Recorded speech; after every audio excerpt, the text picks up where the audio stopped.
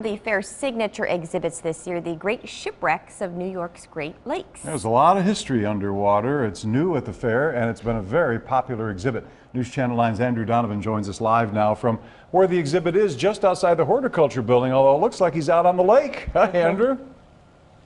Dan and Stacy Lynn, good morning. I am right next to the horticulture building, but this decorative pond, for the first time, is actually being put to practical use.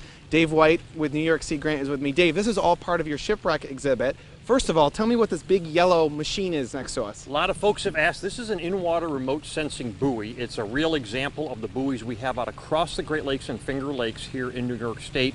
This one is actually broadcasting the weather 24/7 here from the fair, that folks can go online, see what the weather is going to be today, see what the temperature is, and check right here. But also when these are out in larger bodies of water, there's a series of sensors that are underneath them checking water quality parameters, water issues, water, just looking at the depth, wave conditions, whatever it might be that are out there, and we can link folks right here from the fair to those buoys and they can learn about them.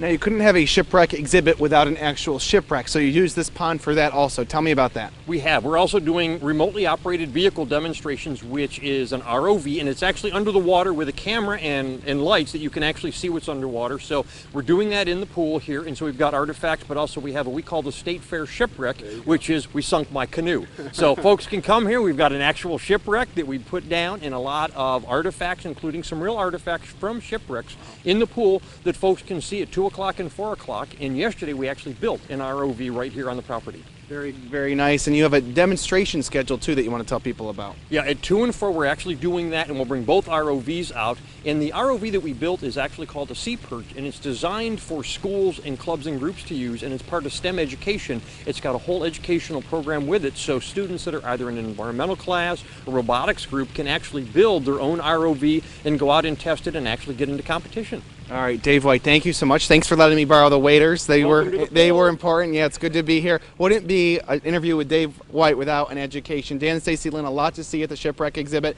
Demonstrations here on the water. You don't have to come in. You can watch from the lawn. Of course, a lot in the tent that we showed you earlier with the actual artifacts from the shipwrecks.